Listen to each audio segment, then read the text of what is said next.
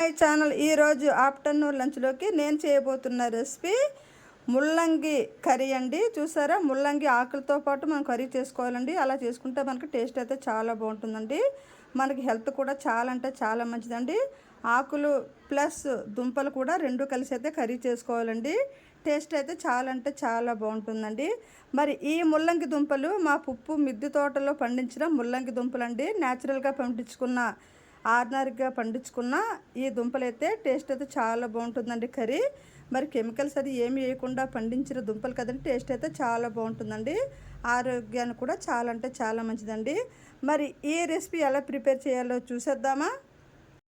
ముల్లంగి curry prepare చేయడం కోసం ముందుగా ఆనియన్స్, పచ్చిమిర్చి, టమాటా కూడా కటింగ్ చేసేసుకోవాలండి. మనము ముల్లంగి కర్రీలోని ఎండినత్తలు కూడా వేసుకుంటే కర్రీ టేస్ట్ అయితే చాలా అంటే చాలా బాగుంటుందండి. మరి ఎండినత్తలు కూడా నీట్గా నానబెట్టి హాట్ వాటర్లో శుభ్రంగా క్లీన్ చేసి అయితే నేనైతే పక్కన పెట్టానండి. మరి ముల్లంగి కర్రీ కోసం నేనైతే ఇవన్నీ ఇలా రెడీ చేశానండి. మరి ఇప్పుడైతే కర్రీ ప్రిపేర్ చేసేద్దామండి. కర్రీకి ముందుగా మనము ఎండినత్తలు ఇలాగ ఫ్రై చేసుకోవాలండి. చూసారా, మనకి ఎండినత్తలు బాగా ఫ్రై అయ్యాయి కదండి. ఇప్పుడైతే తీసేసి అయితే ఒక ప్లేట్లో వేసేసుకోవాలండి. ఇప్పుడు అదే ఆయిల్లో ఆనియన్స్, పచ్చిమిర్చి కూడా వేసేసుకోవాలండి. చూసారా, ఆనియన్స్ అన్నీ వేసేసుకున్నాం కదా. చూసారా, ఆనియన్స్ అన్నీ ఇలా వేసేసుకున్నాం కదండి. ఇప్పుడు కరివేపాకు కూడా కొంచెం వేసుకోవాలండి. ఇప్పుడు టేస్ట్ సరిపడా కర్రీకి సాల్ట్ కూడా వేసేసుకోవాలండి. మనం ముందుగా సాల్ట్ వేసుకుంటే త్వరగా మగ్గుతాయండి ఆనియన్స్.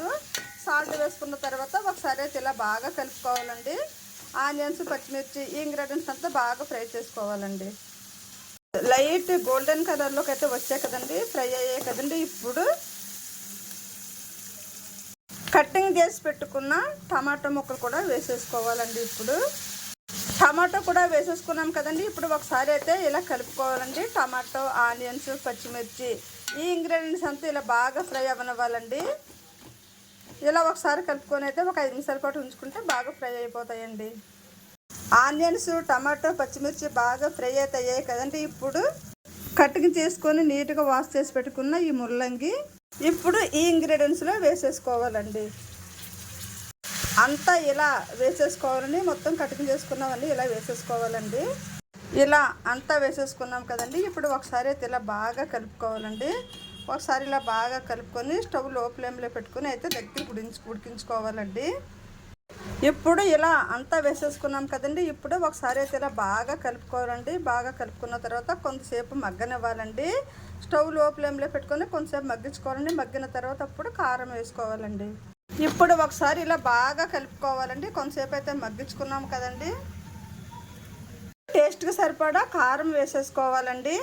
కారం వేసుకున్నాం కదా. ఇప్పుడు ఒకసారి అయితే ఇలా బాగా కలుపుకోవాలండి. పచ్చికారం వాసన పోయేటంతగా ఒకసారి అయితే ఇలా అంతా కలిపేసుకోవాలండి. ఇప్పుడు ఫ్రై చేసుకొని పెట్టుకున్న ఈ ఎండి నత్తలు కూడా వేసేసుకోవాలండి. ఇప్పుడు నత్తలు ఈ కర్రీ ఇంగ్రీడియంట్స్ అంతా బాగా కలిసేటట్టుగా ఒకసారి అయితే బాగా కలుపుకోవాలండి. ఇప్పుడు కర్రీ ఉడకడానికి సరిపడా వాటర్ వేసుకోవాలండి. వాటర్ వేసుకున్న తర్వాత ఒకసారి బాగా కలుపుకొని స్టవ్ లో ఫ్లేమ్లో పెట్టుకొని అయితే కర్రీ మెత్తగా ఉడికించుకోవాలండి. టేస్ట్ అయితే చాలా బాగుంటుందండి. ట్రై చేయండి. చూసారా, మనకి ముల్లంగి ఎండినత్తలు కర్రీ రెసిపీ అయితే రెడీ అయిందండి. టేస్ట్ అయితే చాలా అంటే చాలా బాగుంటుందండి. ట్రై చేయండి. ఈ రెసిపీ కనుక మీకు నచ్చితే లైక్ చేయండి, షేర్ చేయండి, నా ఛానల్ అయితే సబ్స్క్రైబ్ చేయండి. థ్యాంక్ యూ వెరీ మచ్ అండి.